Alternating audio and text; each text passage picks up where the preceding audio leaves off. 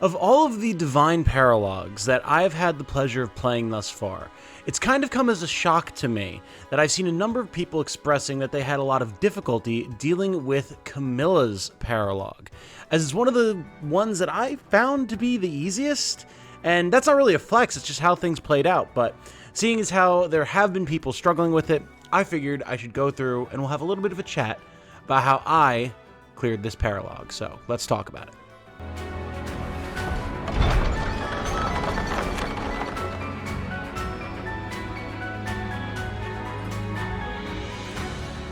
Hello everyone, my name is Tom, otherwise known as Titanium Legman. If you know me and you know the channel, you know that I'm doing my absolute best to grow it as much as I can, and we're trying to hit 15k subs by the end of the year. So, if you've been watching my stuff and you haven't subscribed yet, or if this is your first video that you've seen and you're considering subscribing, please do so. It would help me out a lot. This is my full-time job, and I mean, you know how it works. YouTube makes it so that you need all the help you can get, so thank you. So Camilla, again, it's not intended to be like a humble brag or anything like that, but I really didn't find this Divine Paralog to be that much of a pain. There was definitely moments where I actually struggled more with Hector's, which people are saying is one of the easiest out of the batch of DLC that we've got. And then definitely Tiki was a challenge as well. Veronica, not so much. We did Veronica before I did this map, and that was pretty simple. But so yeah, I'm not quite sure where the issue comes in. I guess maybe as you proceed into the game and the enemies level up with you, maybe things get nastier. I've been hearing that there's a bunch of wolf knights when you do this in later chapters, so I could definitely see that being a problem with all the knives. But we're going to talk about what I did to successfully clear this before the big split in the story where you lose all of your emblem rings, because I do have all of them on hand. The objective of the map is going to be to reach Camilla at the end, or sort of the middle, really, at the top of the map, and defeat her, just like in all the other Divine Paralogs, where you have to defeat the emblem in question in order to get them to join you. And while I do feel that this was one of the easier maps that I've dealt with thus far, it is still a Maddening Mode DLC map, so the enemies are going to be quite tough. They're going to have high stats, they're going to have really high defenses, and they might be harder to bring down than you would expect, like Pegasi in particular, surprisingly tanky on this mode. As far as my team is concerned, we have the following. Louis and Jade up front as my armor. Louis recently promoted to General, Jade still as an axe armor. Louis is wielding Sigurd, and Jade is wielding the emblems of Rivals with Edelgard, Dimitri, and Claude. Then we have my support Allier build, who I had just equipped with Veronica to see how she plays. Worked out pretty well. Clan with the Olwen S Bond ring for the Dire Thunder spam. Chloe with Leaf. Lapis with Marth. Alchrist with Tiki. Alfred with Hector, which has actually worked out as a pretty solid backup tank, I have to say. We'll get into that. Diamant with Roy, and then Yunaka with Micaiah for some backup healing. And the general strategy for this map, for me, was push forward as a unit, slowly, deal with enemies as they approach, especially the endless flying reinforcements from the top as they fly down into you, while having 2 or 3 units in the back hanging back at a choke point, typically on one of the narrow one-lane bridges, in order to deal with reinforcements that spawn behind you, like the Cavaliers and things like that. Now, for how I proceeded in doing this, basically what I did was I just left Alfred and Alchrist behind, and they handled most of the reinforcements coming from our rear. Like, Alchrist was able to clean up any Pegasi that tried to get to us, and Alfred was surprisingly adept at handling the Cavaliers. Having Hector with Quick Riposte, obviously, huge boon for the lad, seeing as how he's not normally doubling. And he's just got enough bulk that he wasn't really in danger of dying at any given point. Having Yunaka with Micaiah meant that if it came down to it and I couldn't get any other healers in range, I was able to just Great Sacrifice, patch them and the rest of the team up.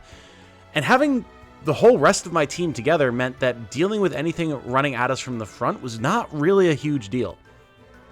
There's not too many armor knights on this map, and even a couple are stationary that do exist. There are a few that aren't as well.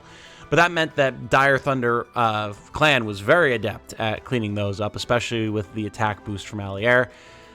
And I mean, I have armor slayers, I have bows and magic, and it really wasn't that bad. It really wasn't.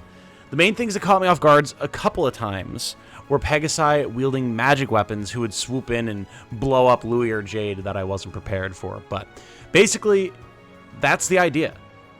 I went around the far right side of the map. I didn't even bother with the left side at all. I took the whole team, moved them around, down to the bottom, and then to the far right corner, cleaning up reinforcements as we went. And of course, as you go, reinforcements are spawning not just back at your spawn, but at various other points along the map as well.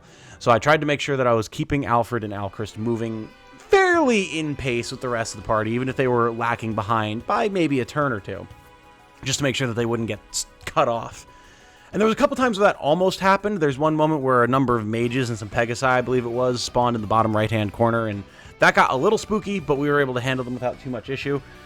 The thing with this map is it's long, and it's a bit more of a marathon than a sprint, so you have a lot of opportunities to use your emblem energy and then still get it back. It's really not that hard to do, so I would not be afraid of burning your emblems when and where you need to. This is especially notable with Louis, or whoever you have Sigurd on if you have Sigurd, seeing as how there's a lot of tight, narrow corridors, so enemies are going to be stacked in a line a lot of the time. And I mean, if we know anything about Sigurd, it's that he does love a good line of enemies that he can use Override on. So I made great use of Sigurd Louis here. Jade didn't perform as well. She was having issues with accuracy. I just recruited her recently. She didn't really have any special levels or anything like that, so she was able to do some work. She had the raw power that I needed her to have, and having the Emblem of Rivals means that she had plenty of opportunities for combat arts and, you know, Houses Unite, Emblem Attack, did plenty of work and things like that. She still did fine, but support Allier is working very, very well. Veronica seems good. I haven't had the chance to use her that much yet, but just being able to summon an extra unit that you can throw in as a sacrificial body is very, very nice. Dire Thunder Clan is still doing Dire Thunder Clan things, just blowing enemies up left, right, and center. Chloe with Leaf has been quite nice. I know Leaf is one of those base game emblems that people tend to view the most harshly, as he doesn't bring a whole lot to the table. But Chloe having such low build, and Lance's tending towards the heavier, does benefit a lot from Leaf's increased build. Lapis with Marth, I mean, that's just a standard. Any frontliner like that who's fast and deals good damage is going to benefit from Marth, so no issues there. Diamant with Roy is a classic. There's a reason that the game sets you up with that in the early game. I mean, he's tanky, he does good damage. Roy complements all of that. You can tank with Roy because you're going to have holdout, and the level up increases you to just enough of a point where you should be able to double most things. It's just good. Yunaka is definitely taking more of a support role for me here right now, just hitting things with knives to poison them and weaken them, and then having Micaiah for healing. It's fine. It's not the most optimal way of using Yunaka, but I don't have anything to make Yunaka super optimal yet anyway, so it serves its purpose. Alchrist with Tiki is actually one that I don't like that much because, you know, Alchrist is a ranged unit, and I keep forgetting that Tiki only has one range attacks. So I keep having Alchrist engaged, thinking that I can still attack from range with him, and then getting myself into kind of awkward situations because I can't. I don't have a ranged attack anymore, and so I really needed that to clean up an enemy, so that can be a little bit awkward. I'm probably going to put Tiki on someone else that I'm not planning on doing a build for because, you know, Star Sphere will spoil that. But I mean, just having Tiki and being able to give out revival stones and everything is obviously ridiculously strong, so I'm not unhappy with my choice in this map in particular. It's just with all the flyers and everything, I could have picked a better option. Something that my chat recommended a lot was to bring Etier along again, much like with the Tiki map, but I didn't feel that I needed that. There are a lot of flyers, yes, but these aren't wyverns. There are wyverns on the map, but you don't have to deal with them.